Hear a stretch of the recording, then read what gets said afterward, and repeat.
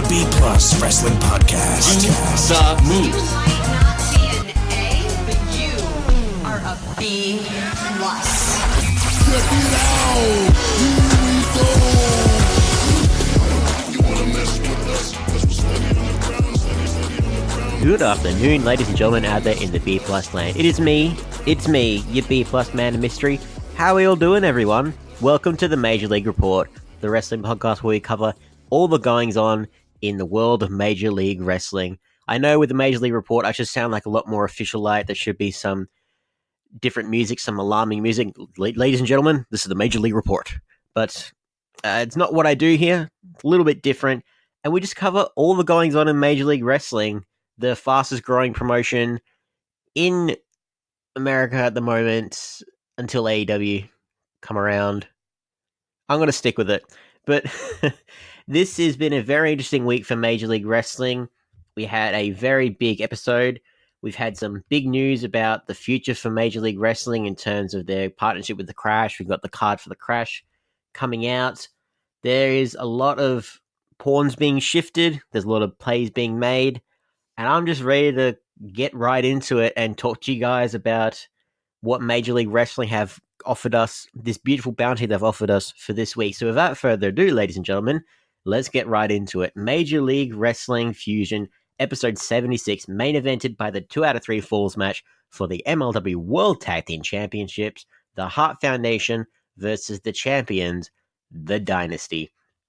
Now, this week's episode of MLW Fusion started off with a very visceral opener, because I turned my head away for 2 seconds, and all of a sudden, I see Samael from War Chamber last week, blood still dripping down his face because he was a bloody, he was just bloody. I was thinking of another thing to add on there, but no, he was just bloody. It's like deranged, piercing eyes, and he's just talking right to the lens of the camera, saying that after the Contra unit lost to the hands of Team Von Erich, he's wild-eyed. He's telling Marshall and Ross that this shit isn't over by a long shot. And he next claimed that he's going to make the brothers' blood boil because he's saying, I know what makes you tick now. You're a daddy. And he's saying, I know he's the heart of that family, and I'm going to stick a stake right through his heart and destroy you all. And then he just gets all delirious and just, Hail Contra! Hail Contra! It's breathtaking. I'm so used to the mishmash editing Contra promo where Samael is just casually throwing a fireball to end it. That they use that spot all the time. And it's just a very, bits and pieces strung together to make a segment. But this is just Samael, crazy bastard, talking down the lens of a camera and saying, you know what? This shit ain't over. And you know what? I love that idea. I don't like the idea of the Contra unit and the Von Erichs continually to feud, but I think that based on, I'm skipping ahead a little bit. So the Von Erichs have kind of made their claims know that they want to look at the tag team division, the World Tag Team Champions, as they should. And I could see Contra interfering in that. Whether we kind of establish, okay, Samael, what's his role moving forward? I feel like if he and Quan teamed up, because the rumor around the world of Major League Wrestling at the moment is that Contra are after more gold. They want more power. Now that they've lost at War Chamber, they're setting their sights on the rest of the championships in Major League Wrestling. One way to do that is to go after, saying maybe Ikaro Kwan goes after the middleweight title. They're laying all these rumors, it's all on the Major League website. They're saying maybe Gotch and Samael could go after the tag team championships. They're springing a lot of stuff together. I think, personally, they're going to have one more blowout match with the Von Erichs. The Von Erichs going to win, and then the Von Erichs will be the ones to take the titles off the champions, who I will not spoil because you'll have to fast forward for that one. But a great promo. Samael is as a promo, as a managerial figure, as just a crazy, maniacal, evil bastard. He does a good job. He does a very good job. So it was a nice prelude to our opening match. Jordan Oliver of the Injustice League going up against the aerial artist known as Zenshi, the crazy bastard who can just do all the flips. And the core strength on this man is just incredible. You can't really talk much about this match because really I can sum it up with the Injustice group taking advantage of the referee's distractions, getting involved in the match. Like Zenshi, he took down Oliver pretty quickly, but like, there was a couple of takedowns, but they pretty much had a stalemate for the most part, and then the shenanigans came into play. It was a very quick match. It was like an appetizer match where it only went for about, let's say, 5 minutes, and something kind of felt off, where it felt like it was elongated more than it needed to, and it seems like it's a bit of a theme for this week's episode. Don't get me wrong. You had Oliver, he tried to do a top rope head scissors takedown, but Zenshi, I don't know how he did it. Like, he just managed to land on his feet, do a head flip, and then the moment the referee's back was turned, Koto Brazil took him down to trip him up. The chemistry and the timing between Injustice and Zenshi was really well done in here. So I can't say much for the match itself, but the timings for the distractions and the timings for them to insert themselves into the match made this incredible. So Zenshi, he didn't really do much offense. He did a lot of flips, and he showed off his athleticism because he has that in abundance because he's just that damn good. In terms of the match itself, applying that to Jordan Oliver, his opponent, didn't really happen. So Tony Schiavone described Injustice as the pack of hyenas, which is essentially exactly on the money what they were. Zenshi, very resilient, time and time again, even as the official. There was this weird not backstage, but on the apron segment with Koto Brazil, which cost Jordan Oliver a 3 count at one stage. But then the referee kept getting into an argument with Koto Brazil, and he could have ejected him, but it went for a good minute and a half. Like, I'm not even joking. It went for quite a while, and he could have just said, you know what, get out of here. Do the ref, like, get out of here. Didn't happen. He actually pushed Koto. Like, the referee actually pushed Koto Brazil, and like the balls on him to do that to a wrestler. It was very bizarre. While this and this whole time, so it went for a good minute, and I was expecting Myron Reed to do something. It didn't happen for a good full minute. So Jordan Oliver did his big stunner, like a top rope stunner, like kind of like he did a hang line off his mask onto the ring ropes. It was a very great spot. And then while that was done, Myron Reed, he has rib protectors on because he has busted ribs. Of course he doesn't, but still sees the moment. He did a springboard 450 splash. So, but it took a good minute. I thought pack of hyenas straight away go after them, but it was, I don't know, timing felt off here, and things felt really stretched out more than they needed to. Once the referee had stopped trying to pick a fight with Koto Brazil, went back in the ring, 1, 2, 3, Jordan Oliver is the winner. The Injustice League prevail. Post-match, Injustice, full guerrilla tactics, just attack Zenshi and the referee, which you'd think he kind of had it coming, pushing Koto Brazil. And you know, where's the impartialness, ref? Jesus Christ. Then when they try to attack Zenshi some more, Gringo Loco comes out with a steel chair to even the odds. Obviously we're looking forward to the tag team match, Gringo and Airwolf versus the other members of Injustice. Very bizarre. It was a good appetizer for what's to come with the main event, but something felt off, and it took me a while to try and just place it, just like kind of stretching for time in this one. Like this episode MLW Fusion, it really could have been, honestly, I think it could have been half the time it usually is, but they could have added an extra match in there, but something tells me that the other matches they had, they were going longer, and they might have been stretched. I don't know. It's very bizarre. So after that, you had some news that Savio Vega, I mentioned this last week, so they're covering the fact that Savio Vega got activated from the injured list, and then we get a promo from Old Mansa Mansor's free man thanks to his uncle, Moon Man. We don't know his name because he's has a side business that we don't know about. But he's barefoot like a son bitch, and he's ready to lay the smackdown on Jimmy Havoc. And he's just, one-on-one, I'm going to bust you up. He calls him Jamie because he thinks that's more horrible. Just, I'm after you. I'm sick of calling you Jimmy. Jamie, I'm going to take you down.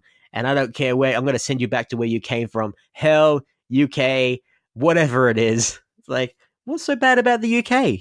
Well, it's quite a nice place, man. So, I mean, there's some lovely people there. Like, he just doesn't like Englishmen. That's what it is. Mansa, you xenophobe. You just don't like Englishmen. A great promo. All jokes aside, great promo by Mance Warner. He keeps getting better. He keeps getting better at his promos. You think we're talking about light beers and lariats and son of a bitch and this fast accent, and you think that would detract from the fact that you're doing a great promo, but no, Manchester does that really well. He does a really good job, and I'm really looking forward. Next week, we finally see the Bunkhouse Brawl match between Jimmy Havoc and Mance Warner, and I hope they kill each other. I hope that it's a great... I don't know if it's... I always thought it was going to be a send-off, but some news came to light that I'm not really too sure what the future holds for Jimmy Havoc, which is very surprising. We had a little promo with the lifestyles of the rich and dynastic.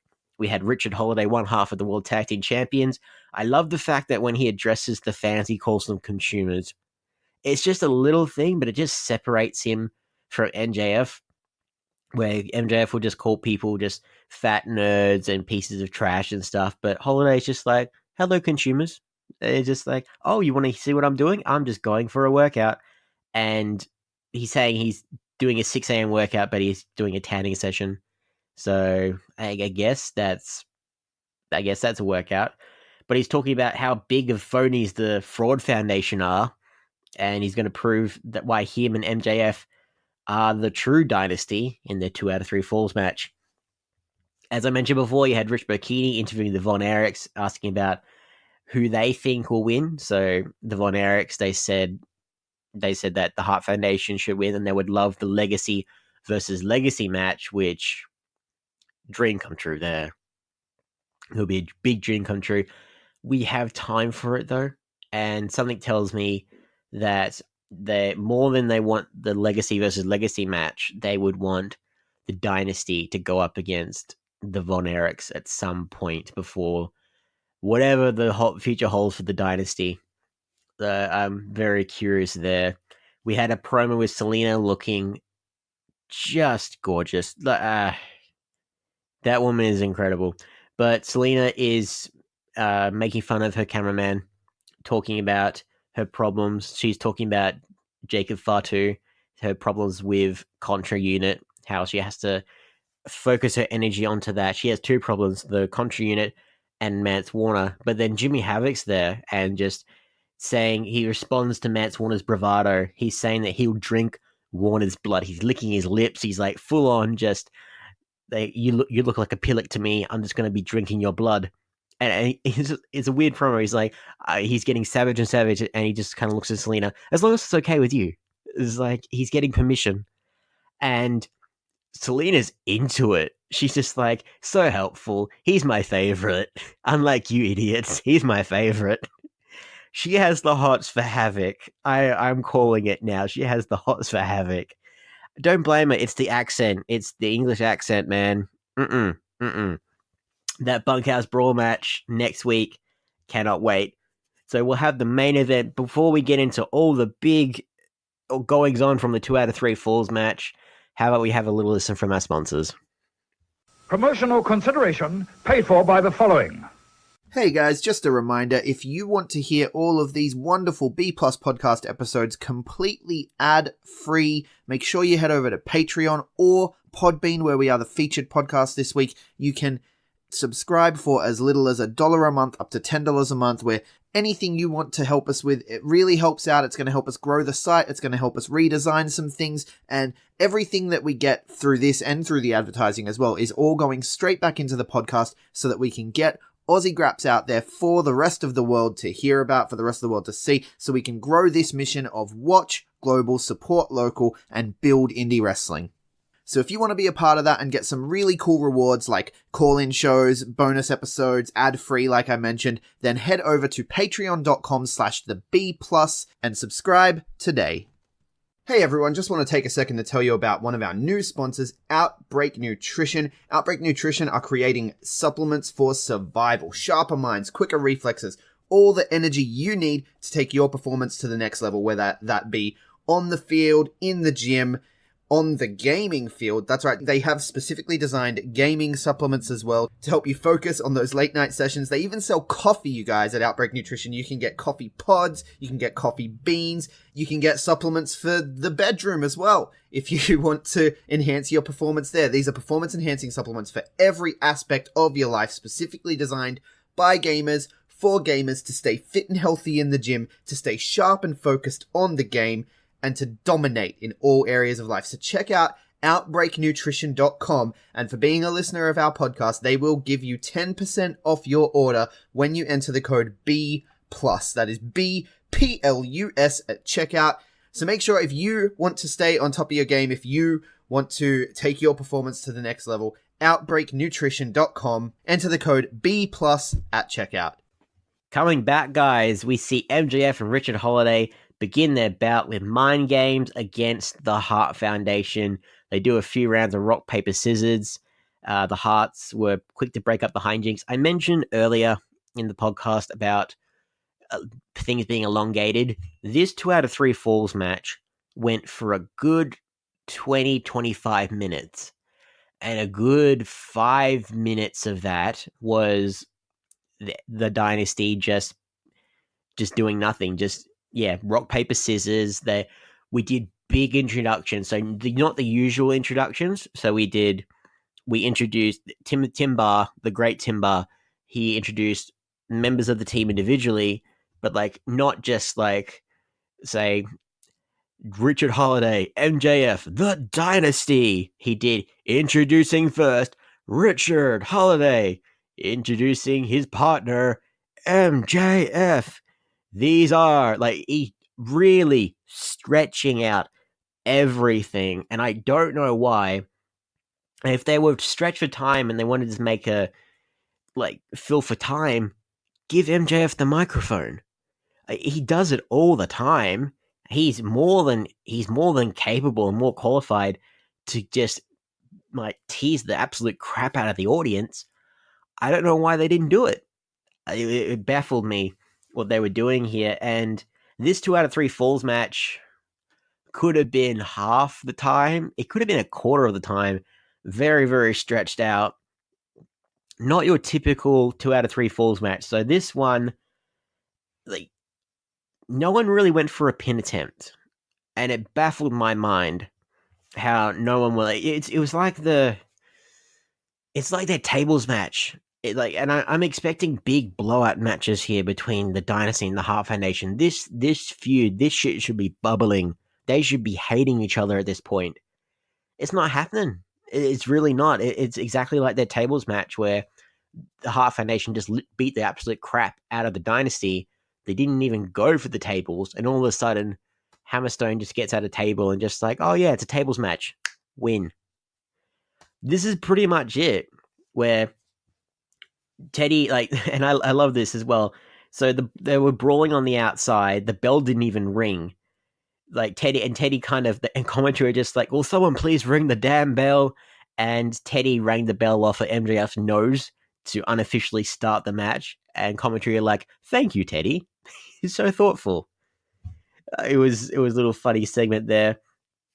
But a lot of the Dynasty regroup you on the outside. They tried to leave at some point. And MLW, they have 20 counts as well.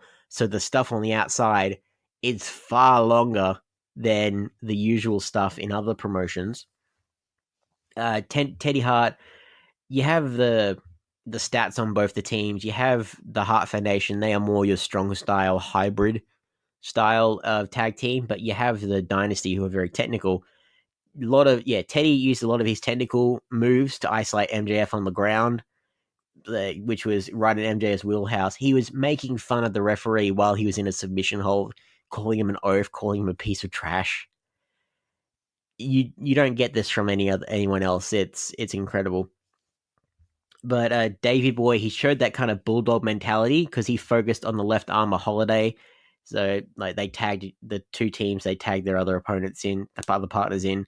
The Dynasty, yeah, they tried to leave at some point, but the Hearts brought them back in. The Hearts continued to control the place, and they both did Northern Lights suplexes for 2 double like near falls. Aria Blake, she did interfere a little bit throughout this match, but not really.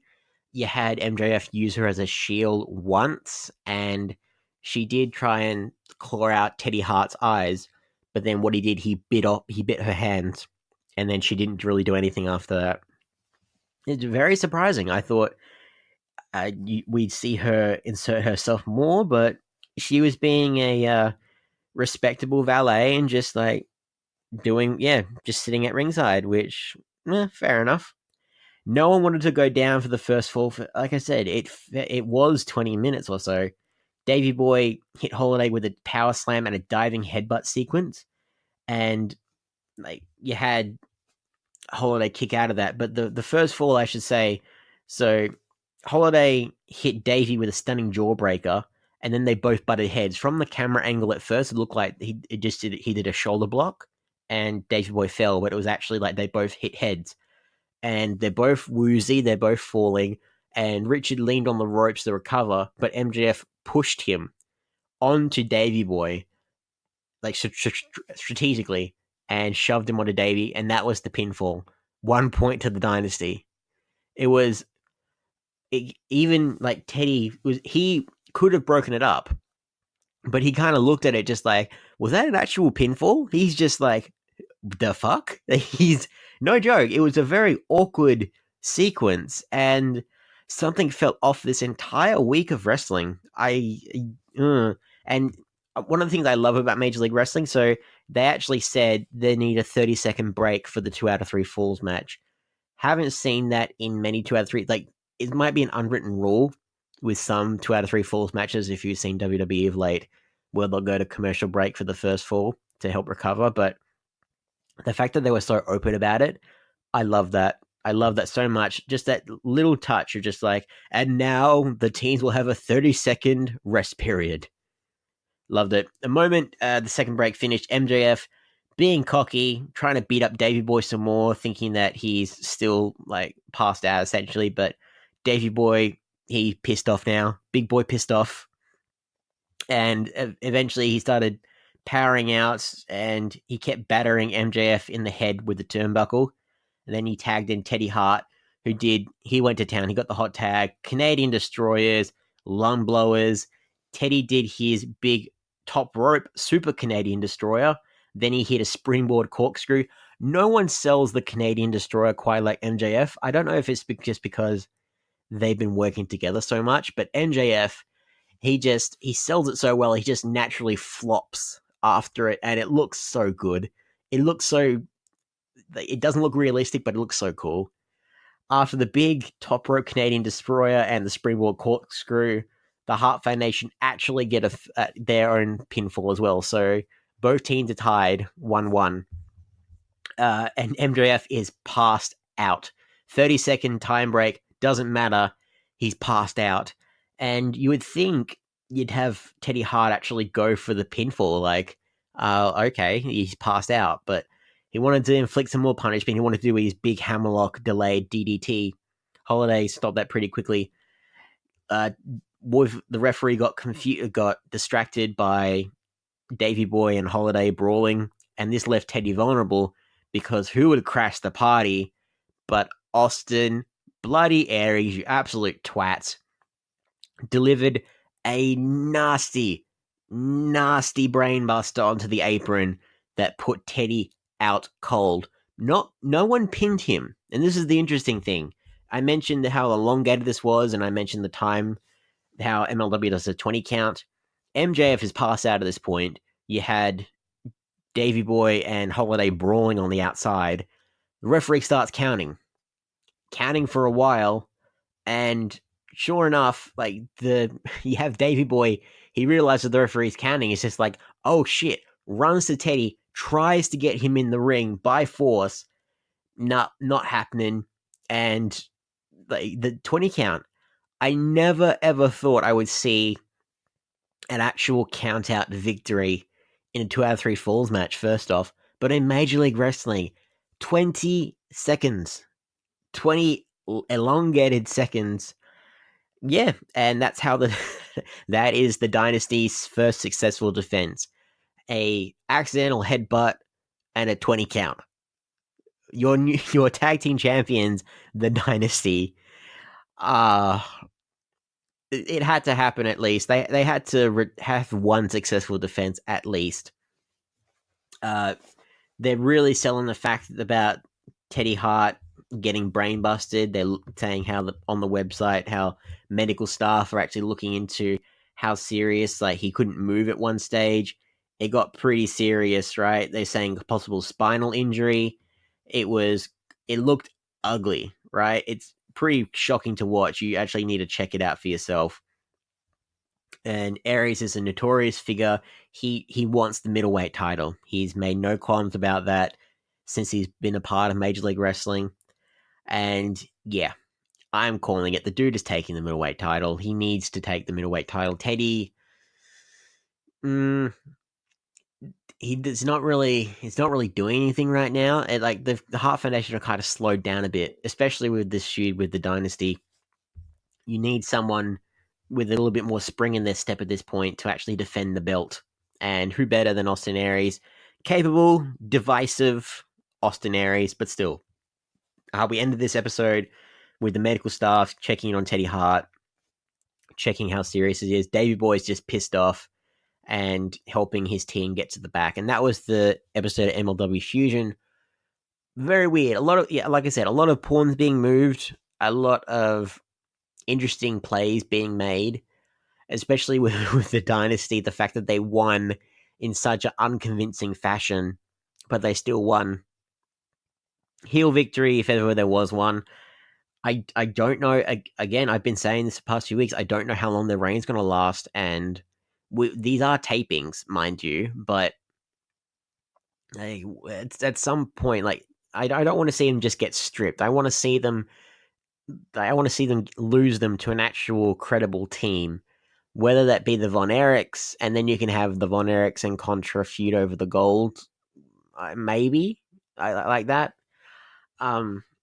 But yeah, at the very least, the Dynasty, they got one successful defense in before they might need to strip themselves of the belts, or they just stop them, or MJF gives his belt to Hammerstone. I don't know how they're going to swing it. I'm very curious. It's gonna be great. However they play it, they'll make it seem like it works. Like, look at the Savio Vega thing, saying how he took the Nightmare Pendulum when it was just a really awful botch, to be fair. We have some other news in the land of Major League Wrestling. Something that no one's really going to be talking about, but I wanted to point it out. I don't know the specifics, but on Twitter, Tim Barr, the MLW ring announcer, announced that he got a neck injury. Like, I think he either got it in he didn't say online, but it was like a car accident, or someone's hit him in the head, right? Enough for him to actually crack the C5, C6 bones in his spine. That's some serious shit, and he's out for about 2-3 months. What the hell, man? Like, this, you want to talk about great announcers? Tim Barr is my favorite ring announcer going in the indie scene today, and I'm not even kidding. You won't even notice it for the next few weeks because MLW have they're going through the tapings right now. But I don't know whether he'll still do his job in a neck brace. I think he'll have a few weeks off. And if you think I'm just like making a fuss over nothing, listen to how the next guy is going to announce Major League Wrestling, because no one does a better job than Tim Barr. He is the greatest announcer I've ever seen.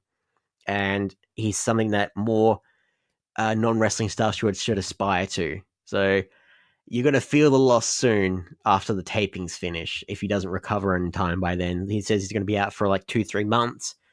Hopefully some more stuff comes out. And yeah, we wish him at the B+ here a speedy recovery. The man with the golden voice, Tim Barr. Please, sir. Please, we need that voice back on Major League Wrestling, especially for Super Fight.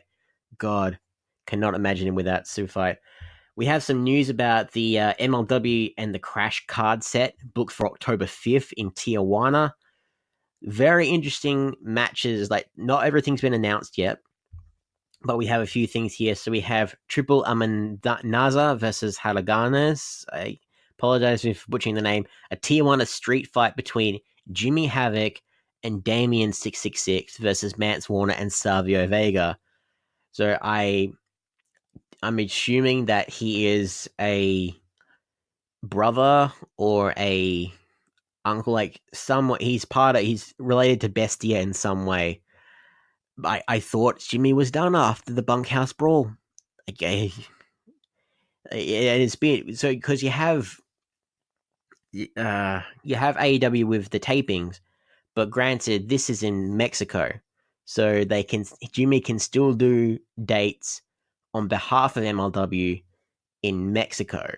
So that's a very interesting distinction that might help into their favor and just like helping continue that story. But man, I'm just wanting Jimmy Havoc to end on a high, and it's not quite happening. I'm hoping that they show this like as part of the tapings, that they actually show these matches, and that it's not just like a house show kind of thing. We have a triangle match for the MLW World Tag Team titles. This one's going to be very interesting. So the Dynasty versus the Von Erichs versus Añel de Oro and Niebla Roja. We could see the Von Erichs take the titles in Tijuana. I think they're crazy enough to do it. I think they're crazy enough to do that as an excuse to have the Dynasty just completely fracture on like a smaller card. No one's really seen it. Dynasty gets pissed off. I don't know. I'm just laying out these options for Court Bauer. Take them if you will, sir. We have a Lucha special, the Hart Foundation versus Dragon Lee, Soberano Jr., and Barbaro Cavernario. So all three members of the Hart Foundation, they're going to be doing a 6-man tag there. Title versus title match. Alexander Hammerstone, the National Openweight Champion in Major League Wrestling, versus Rey Horus, the Crash Heavyweight Champion. It's going to be a no contest. It's going to be DQ, no contest, count out, some shit like that. If it's not, I'll entertain the notion. If it's not, Hammerstone would be a phenomenal Crash Heavyweight Champion. He would. He is money right now for Major League Wrestling. He is the ambassador. He is the golden boy, the golden gaijin in Japan. Give him the belt. If you're actually going to entertain the notion of one champion losing their title, let Hammerstone beat Horus. Like, Horus is a great wrestler, but I think it would work better if Hammerstone won the Crash belt rather than Horus winning the Openweight belt, because Hammerstone still has a long way to go with that reign. And we have a Lucha Super Estrella, the Contra Unit versus Promociones Dorado. So for Promociones, LA Park, Bestia 666, and Mecha Wolf. What the hell? Mecha Wolf. He went, since when is he part of Promociones? Like, what about Hijo de LA Park? What? It's a great switch. Jesus Christ. Presented by Selena, so that's very reassuring. Selena's going to be there, definitely. Mecha Wolf in Promociones. I dig it. I don't know how he's got a very different aesthetic to the other luchadors and the other members of Promociones, and we don't know who in the Contra Unit is going to be a part of this match. I assume it would be Gotch, Samael, and Ikaro Kwan, but you could have Fatu in there. You could have Fatu, especially if LA Park's in it. You would want Fatu in that match, just a prelude to him versus LA Park, or the things they could do. And it's been announced. I feel like I shouldn't even say this, but I need to say it. No disqualification match stipulation added to their fight November 2nd. In other news, water wet, because it was a given. LA Park's matches, all his matches are no DQ. Jacob Fatu, they're selling him as this big Samoan monster, the Samoan werewolf, because he is. Yeah, no DQ, as if there was any doubt. Those guys are going to tear it up.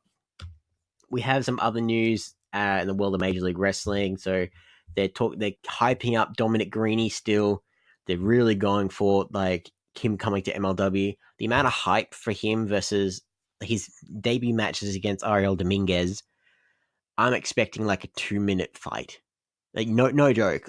As much as they were trying to build up Ariel Dominguez, I'm thinking 2 minutes at the most. They're going to have him just beat the shit out of Dominguez in like no time at all. The Bone Collector is coming for blood in Major League Wrestling.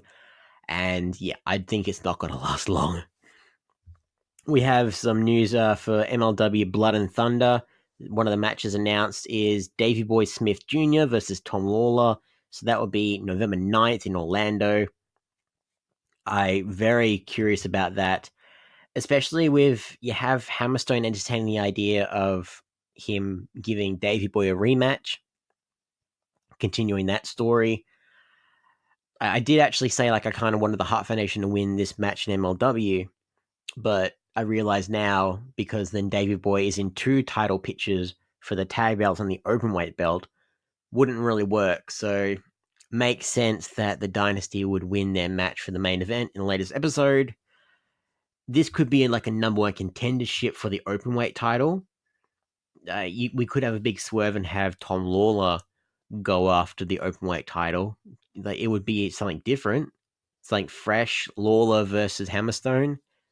I reckon Hammerstone could bring out something good in Lawler, because until you have like Dominic Greeny really get up to standard in Major League Wrestling, I don't know what else you're going to do with Lawler. I really don't. The unknown can be a frightful thing, but you know what? It leaves room for creativity, and Major League Wrestling are one of the very most creative promotions out there in the wrestling world, and you should all be watching. Less than an hour on YouTube for free. Get into it while you can. Also on Fight TV, they're going to have their first paid pay-per-view, November 2nd for Super Fight. Enjoy it while it lasts, guys, because it won't be long before you might have to start paying to see some of the hottest rising stars over in America. I'm just going to say it flat out, and more people need to check out Major League Wrestling. It's going to get big. It's going to get huge, and you should get on the bandwagon while the going is good. And that was the Major League Report for this week, ladies and gentlemen. If you like what we do here, make sure you give us a 5-star review, like, share, all that good stuff. If you want to follow me on all the socials, I'm at Mr Myster1ous, Facebook, Instagram, Twitter, YouTube, and Grapple. Hit me up. Let me know what you thought about the Major League Report and the latest episode. Did you think this main event was a bit stretched out? Did you think it could have been shorter? Share with me in the comments. Give me a message. I genuinely want to know what you guys think, what was off about this week. You want to follow us here collectively at the B+, because you know you do. Don't lie. We have a nice thing going on here. We are at the B+ Wrestle on Twitter, because wrestling wouldn't fit, and the B+ Wrestling everywhere else. And if you like us enough, check out our Patreon. Any amount you donate, we greatly appreciate it, so we can keep giving you all what you want, when you want, showcasing the very, very best of Australian wrestling, and keeping you up to date on all the wrestling news from around the globe. As I mentioned, ladies and gentlemen, it has been the Major League Report this week. I've been Mr Myster1ous, and guess what? I'll see you next time.